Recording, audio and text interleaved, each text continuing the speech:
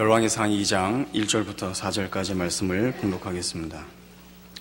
다윗이 죽을 날이 임박하매 그의 아들 솔로몬에게 명령하여 이르되 내가 이제 세상 모든 사람이 가는 길로 가게 되었으니 너는 힘써 대장부가 되고 내 하나님 여호와의 명령을 지켜 그 길로 행하여 그 법률과 계명과 율례와 증거를 모세의 율법에 기록된 대로 지키라. 그리하면 내가 무엇을 하든지 어디로 가든지 형통할지라. 여호와께서 내 일에 대하여 말씀하시기를 만일 내 자손들이 그들의 길을 삼가 마음을 다하고 성품을 다하여 진실이 내 앞에서 행하면 이스라엘 왕 위에 오를 사람이 내게서 끊어지지 아니하리라 하신 말씀을 확실히 이루게 하시리라. 오늘 본문에 이제 다윗이 죽음에 임박해서 그 아들 솔로몬에게 유언을 하는 장면이 나옵니다. 그리고 결국 열왕기상 2장 10절에 기록된 대로 다윗이 그의 조상들과 함께 누워 다윗성에 장사됩니다. 다윗은 죽습니다. 죽음이라는 것은 우리 인간들에게 있어서 거역할 수 없고 부인할 수 없고 외면할 수 없는 인간의 한계와 유한함을 가장 극명하게 보여주는 현실입니다. 우리 예수 믿는 사람들에게 있어서 이 인간이 가지는 이 한계와 유한성은 종종 신앙이라는 이름으로 외면되곤 합니다. 그래서 신앙을 가지고 산다는 것이 그렇지 않은 사람들과 현실적으로 그 한계라는 측면에서 매우 달라야 한다라는 기대 때문에 뜻밖의 신자로서의 현실적인 삶을 실패하곤 합니다. 그러나 우리가 여태껏 살펴본 바대로 다윗은 우리가 자꾸 그렇게 보려고 그래서 그랬지 한계 속에서 살고 있었던 사람인 것을 성경이 증언하고 있습니다. 다윗의 생애를 보면 어떤 의미에서 기적이 없는 생을 삽니다. 물론 골리앗을 물리친 사건에 기적이 개입했다라고 말할 수 있지만 전체적인 삶을 보면 다윗은 우리 일반 법칙 속에 자연의 법칙 속에서 그 한계 속에서 살아온 인생인 것을 더 많이 보여주고 있습니다. 사무엘이 그 이새를 찾아와 다윗의 아버지 이새를 찾아와 하나님의 명령을 받들어 사울의 후계가 될 왕을 기름 부으려 할 때도 사무엘과 이새는 다윗을 염두에 두지도 않았고 다윗이 그 형들보다 더 뛰어났다고 기록하지 않고 있습니다. 다윗의 생애는 우리가 시편에서 보는 그의 신앙 고백들이나 그 찬송들로 인하여 조금 너무 쉽게 극찬되곤 합니다. 그를 훌륭하게 봐야 될 것이 한두 개가 아닙니다만은 시편의 기록들은 그가 우리가 사는 삶과 방불한 좌절과 수치와 분노의 현실이 있었기 때문에 나온 고백들입니다. 하나님이 어떻게 그의 수치를 가려주셨는가? 그의 원한을 풀어주셨는가?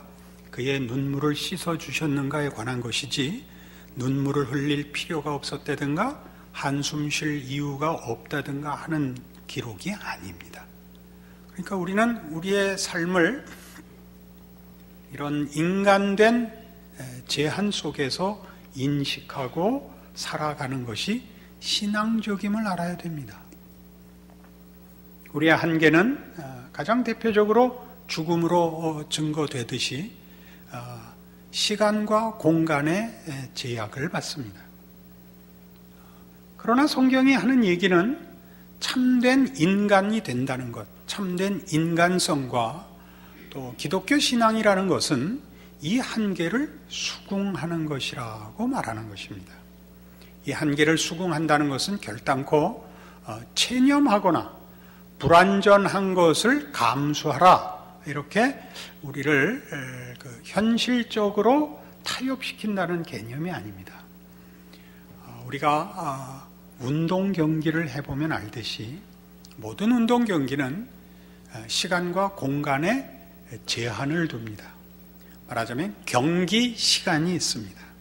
시간으로 잡혀 있지 않으면 야구같이 9회, 연장을 해서 무슨 12회 하는 회가 있고, 다 시간적인 제한을 가하고 공간적인 제한, 말하자면 경기장이 있습니다. 테니스장, 야구장, 축구장 하는 경기에 그 경기를 성립시키는 그 규격이 제한되어 있습니다. 게다가 그 경기를 하는 규칙이 있습니다. 배구 같으면 가운데 네트를 놓는다든가, 농구 같으면 어떤 높이에 조그마한 그 링을 설치한다든가 하는 그런 규칙들이 있고, 배구 같으면 공을 잡아서는 안 된다든가, 바닥에 바운드가 된다면 실점이라든가 하는 규칙들이 있습니다. 그렇죠? 그것이 그 경기를 있게 하고 그 경기의 가치를 만들어냅니다. 우리가 만일 네트 없는 테니스를 친다면, 또 테니스 코트라는 규격이 정해져 있지 않다면 도대체 어떻게 해야 되는 겁니까? 아무나 원하는 데다가 공을 날려버리면 그만인 겁니까? 또 경기 시간이 제한되어 있지 않으면 아무리 이기고 있어도 승리라는 것이 성립되질 않습니다. 무한히 가야 되죠. 끝을 볼 수가 없는 승부라는 것이 정해지지 않고 경기라는 것이 성립되지 않는, 즉 경기에 적합한 기량, 승부라는 것이 판정을 가질 수가 없게 되는 것입니다. 우리는 요새 프리미어 리그 다들 보시죠. 그래서 우리나라 축구 선수들보다 영국에서 뛰고 있는 세계적인 선수들에 대해서 더 잘 압니다. 기가 막히게 하죠. 그거보다 국내 게임 보니까 재미없죠. 세계적인 선수들 어떻게 저렇게 공을 차는지, 그리고 그 넓지 않은 골대 속에 그 잘하는 골키퍼를 제치고 그 공이 들어가는지 저 볼 때마다 놀랍습니다. 수비가 4명, 5명 달라붙어서 그 유니폼을 잡아 다니는데 어떻게 안 넘어지는지, 그리고 신발에 무슨 접착제를 붙였길래 공이 붙어 다니는지 우리는 알 수가 없습니다.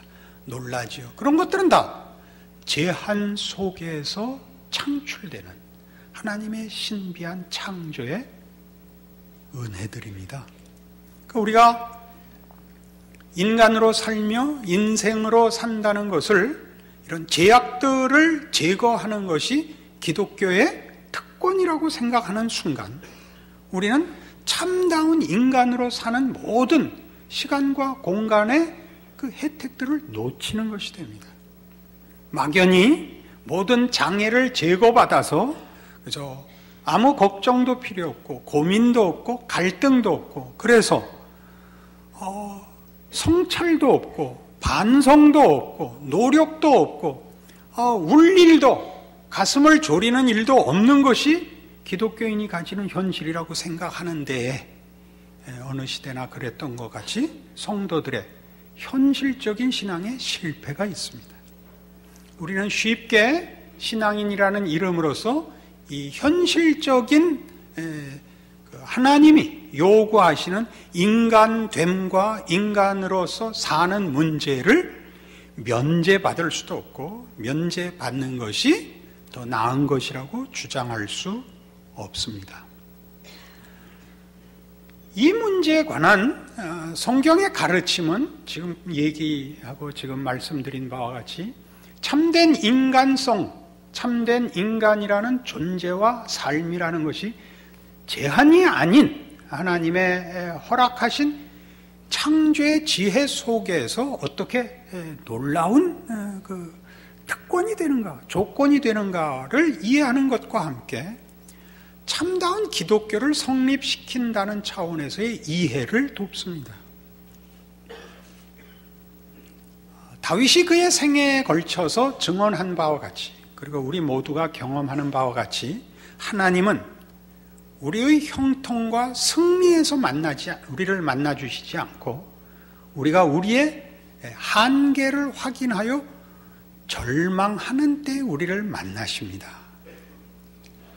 만일 우리가 도덕적으로 이상주의자가 되고 이상적인 사람이 되고 그걸 성취할 수 있다면, 또 우리의 소원과 욕심들을 다 이룰 능력이 있다면 우리는 결단코 신을 만나지 않을 것입니다.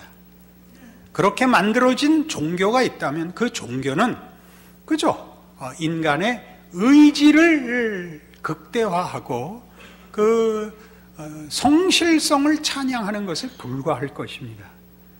하나님은 우리가 우리의 제한을 확인하는 눈물과 그 비탄의 자리에서 만나주십니다.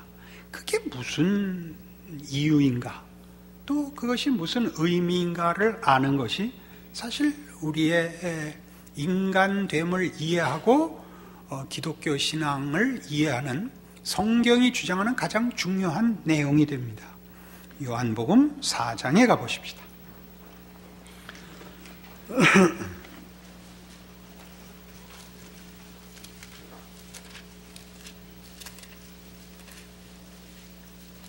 요한복음 4장 5절,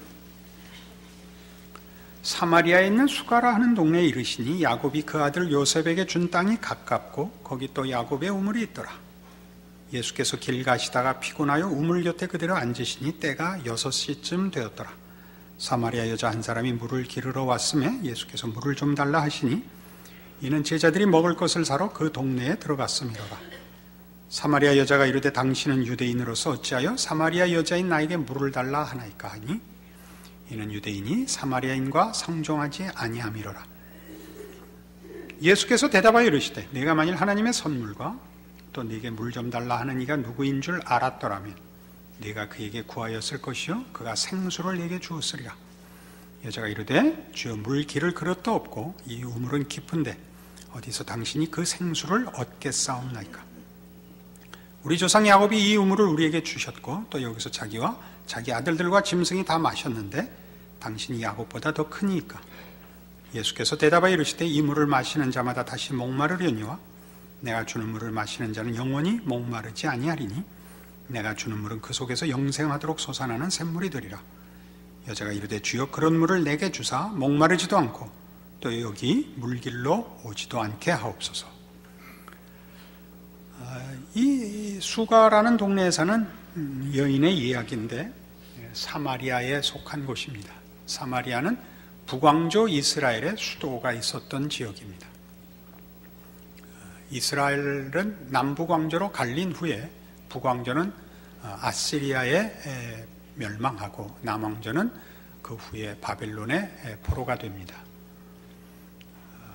바벨론이 세계를 지배하게 되었을 때 이스라엘 민족의 민족 자체를 분해시키기 위하여 지도자들은 다 바벨론으로 포로로 잡아가고 하층 계민만 이 사마리아의 다른 민족들과 섞어서 이스라엘의 민족성을 없애는 그런 정치적인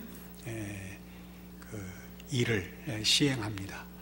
나중에 이스라엘이 회복되었을 때 돌아온 이스라엘인들과 이스라엘을 회복한 유대인들이 다 사마리아에서 혼혈이 된 사실은 자기네 백성들입니다마는 그들을 같은 유대인으로 인정하지 않고 그들을 경멸하고 배척합니다. 거기에 사는 한 여인 이야기입니다. 이 여자는 나중에 예수님께서 지적하셨듯이 도덕적으로 그 사회에서 따돌림을 받는 여자였습니다. 사마리아라는 동네에 사는 것으로 이미 유대인들에게 그 사회적 배척을 받은 사람이요, 그 동네에서도 도덕적으로 경멸을 받는 입장에 있는 여인으로 그 삶이 만만치 않은 사람인 것을 우리가 충분히 볼 수 있습니다. 그는 6시에 물길로 나왔는데 당시 6시라는 건 오늘날 우리 시간으로 낮 12시입니다. 대낮에, 즉 남들이 물길로 오지 않을 시간에 남들을 만나는 것을 피해서 물을 기르러 나와야 되는 여인입니다. 스스로도 자기의 인생이 당연히 만족스럽지 못했을 것이요, 이웃들 앞에 부끄러운 존재로 살고 있으나 물을 기르러 와야만 되는 현실을 사는 여인입니다. 거기서 예수님이 만나 주시죠. 우리의 한계와 비극과 절망이라는 그 현실을 하나님은 당신이 우리를 찾아오시는 환경으로, 조건으로 삼으십니다. 왜냐하면 우리가 현실에서 확인하는 우리의 한계가, 보이는 한계가 그 내용이 전부가 아니요, 궁극적으로, 근원적으로 하나님과 분리되었으며 하나님으로부터 받아야 하는 생명과 진리의 부재로부터 말미암았다는 것을 지적하시며 그 부분을 채워 우리를 회복시키는 하나님이신 것을 보이시기 때문입니다. 우리가 예수를 믿는다는 것으로 우리의 삶의 현실의 한계들을 제거하면 우리 하나님은 인격자이거나 진정한 인간의 인간됨을 성립시키시는 하나님으로서 이해되지 않습니다. 하나님은 주술의 대상이 되고 맙니다. 우리의 보이는 필요, 물길로 오지 않아도 되게 해 주십시오. 이 해결에 불과해집니다. 하나님은 그래서 그런 피상적인 것으로 진정한 하나님을 알고 하나님을 모셔야만 완성되는, 한계가 제거되는 것이 아니라 피조물인 이상 한계 속에 있을 수밖에 없는데, 하나님의 피조물로서 하나님과 접속되어 하나님의 무한하심으로 우리의 유한함이 영원과 영광을 누릴 수 있다는 것을 확인시키는 일을 하십니다. 이것이 기독교 신앙입니다. 우리는 너무 쉽게 이 문제를 겉으로 보이는 필요들로 메꾸고 말고 우리의 한계나 우리의 제약들을 보이는 문제에서 해결하는데 기독교를 동원하고 그만둡니다. 우리가 이 문제를 분명히 해야 되는 것은 성경에 나타난 이런 측면에서의 하나님의 개입, 또 하나님을 만나는 것에 대한 아주 대표적인 사건에서 그렇습니다. 잘 아는 내용이니까 그냥 설명을 드리죠. 야곱의 야복 나루토 사건입니다. 야곱은 이삭의 쌍둥이 아들 중에 둘째입니다. 형인 에서를 이삭이 좋아했으나 야곱이 형을 속여서 장자권을 뺏고 또 아버지를 속여서 장자에게 갈 축복을 대신 얻습니다. 그 바람에 형의 미움을 사서 외삼촌이 있는 그 먼 곳으로 피난을 갔다가 20년을 거기서 피난 생활을 하다가 이제 외삼촌 집에서도 살기가 어려워져서 다시 고향으로 돌아올 수밖에 없어집니다. 고향으로 돌아오는데 거부가 되었으나 형이 수하의 400인을 데리고 자신을 만나러 온다. 복수를 아직도 하려고 하고 있다는 사실을 알고 놀랍니다. 그 현실을 피할 방법이 없습니다. 다른 데 도피처도 없고 고향밖에 없는데 고향에는 형이 자기를 죽이려고 기다립니다. 야복 나루토에서 밤을 새우며 고민합니다. 답이 없거든요. 형을 누구로뜨리기 위하여 자기 소유들을 여럿으로 나누어서 선물로 앞서 보내고 가족들도 이렇게 나누어서 앞서 보내고 자기는 밤중에 밤이 새도록 고민하며 갈등하며 괴로워하고 있습니다. 거기 하나님이 찾아오시죠. 야곱과 씨름합니다. 무슨 씨름을 할까요? 야곱은 지금 큰 난관에 봉착해 있습니다. 이 문제를 풀 방법이 없는데 하나님이 그 문제를 해결하러 오시는 것이 아니라 아직도 버둥거리는 야곱의 숨통을 끊으러 오십니다. 야곱에게 씨름을 하고 덤빕니다. 야곱이 포기를 하지 않자 환도뼈를 쳐서 그 무릎이 위골되었다 그렇습니다. 그렇게 되어 있습니다. 그리고 가려는 하나님께 야곱이 드디어 이 요청을 합니다. 나를 축복하시지 않으면 보내드릴 수 없습니다. 여기가 아주 중요한 대목이죠. 자신의 죄악과 한계를 스스로 해결할 수 없음을 확인하고 하나님께 도움을 구하는 자리입니다. 하나님께서 그의 이름을 이스라엘로 바꿔주셨습니다.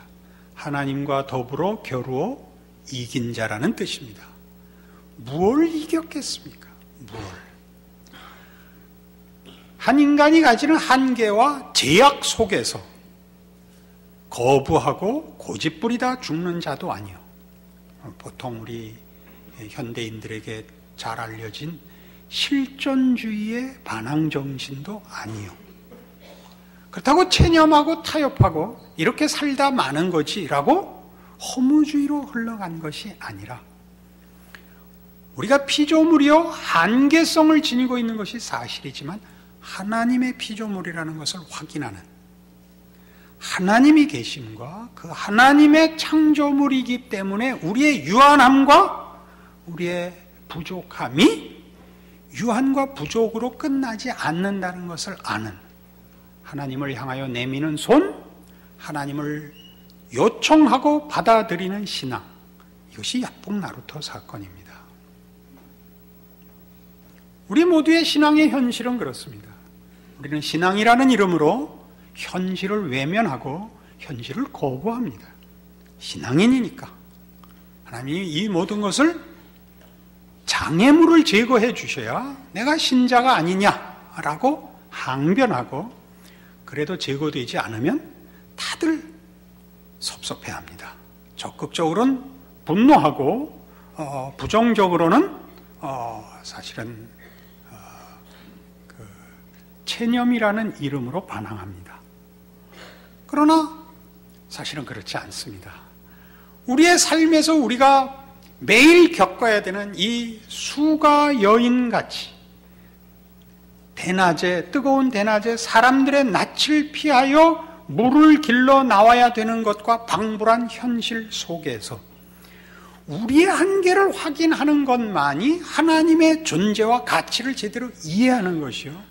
그 하나님을 모심으로써 내 한계가 제거되는 것이 아니라 내 한계가 결단코 부정적으로 작용하지 않고 하나님의 능력 안에서 창조의 기적 속에서 긍정적으로 작용한다는 것을 깨닫는 것입니다. 신자의 삶은 형통해서 신앙적인 보상을 받거나 우리의 신앙이 증거되는 것이 아니라 세상 사람들과 방불한 길을 걷는데 우리는 그것이 허무하거나 헛되거나 또는 보이는 것으로 피상적으로 해결되는 길이 아닌 영원과 생명과 진리와 맞닿아 있다는데 신자들의 현실이 있습니다. 어떤 경기든지 승부라는 것이 가장 중요한 내용이 되지요. 그러나 어느 종목에서든 역사상 뛰어난 위대한 선수라 그렇게 불리운 사람들은 하나같이 모든 경기는 승부에 집착할 것이 아니요 그 경기를 즐겨야 한다 이렇게 말합니다. 참으로 깊은 이해가 담긴 말입니다. 우리가 승부를 즐긴다, 경기를 즐긴다라고 얘기하면 승부에 연연하지 않는다라고 얼른 들립니다. 그러면 이겨도 좋고 져도 좋다. 그럼 왜 하는 겁니까? 어차피 경기란 승부를 목적으로 놓고 하는 것입니다. 우리가 경기를 승부에 집착하지 않고 경기를 즐긴다는 것은 이렇게 무슨 승부를 넘어서는, 승부를 도외시하는 어떤 무슨 관조의 자리에 간 것 같이 들리지만, 승부를 즐긴다는 것은 그런 간단한 내용이 아닙니다. 그것은 여전히 치열하고 여전히 말하자면 집착해야 하는 것이지만, 그 승부가 나라는 개인의 전부거나 내 인생의 전부일 수는 없다는 것을 아는 것입니다. 승리를 하면 기쁩니다. 패배를 하면 고통스럽습니다.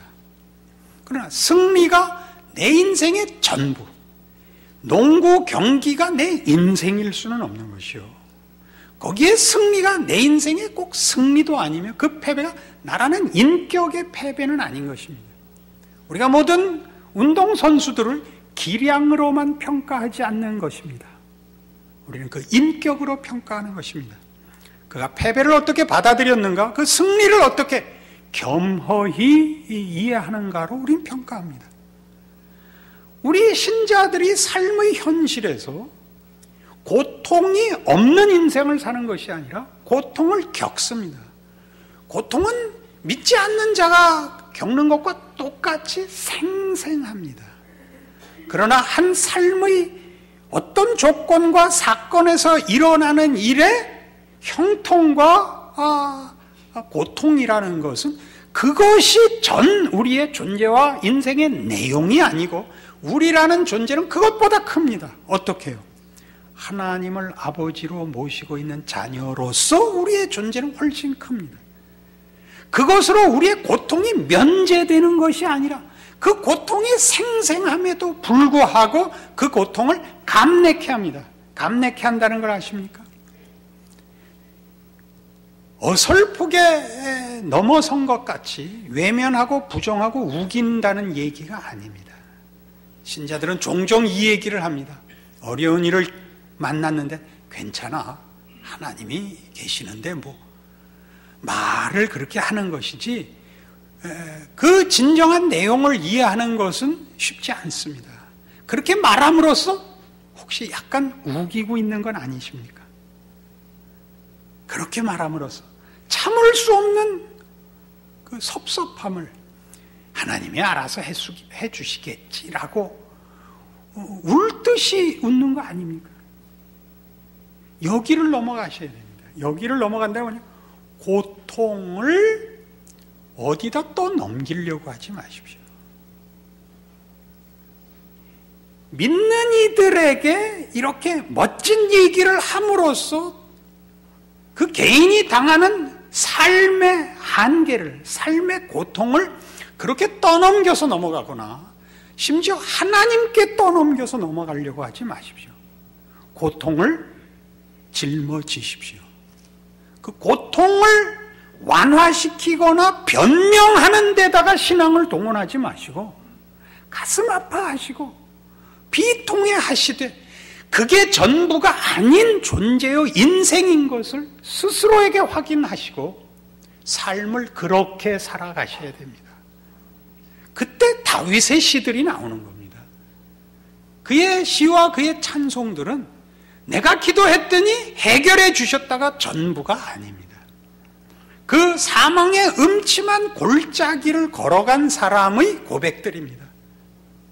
궁극적으로 그의 승리는 내 원수의 목전에서 내게 상을 베푸시고 내 머리에 기름을 바르셨으니 내 잔이 넘치나이다는 고통을 면하고 형통케 된 길을 걸은 자의 고백이 아니라 어떤 고난과 좌절로도 나라는 존재를 다 무너뜨릴 수 없는, 그 내용을 다 제한할 수 없는 존재인 하나님의 자녀로서의 존재를 확인한 자의 승리의 고백인 것입니다. 이것이 신자의 존재이며 신자의 현실입니다. 여러분들의 신앙의 현실이 이 죽음을 외면할 수 없고 삶의 현실에서 고통과 실패와 후회와 탄식을 면제받지 않는 삶인 것 기억하시고 그 눈물과 한숨이 여러분을 넘어뜨릴 수 없는 더 넓고 영원한 하나님의 자녀로서 붙잡혀 있는 자의 눈물과 한숨이 되게 하셔서 저 사람은 우는데 우는 걸로 다 녹아버리지 않는구나. 저 사람은 고통스러워하는데 고통스러워하는 걸로 다 태워져 없어지지 않는구나. 뭐가 태워도 남는 것, 씻어버려도 남는 것, 이게 뭔가라고 묻게 하십시오. 그리고 여러분 자신이 확인하십시오.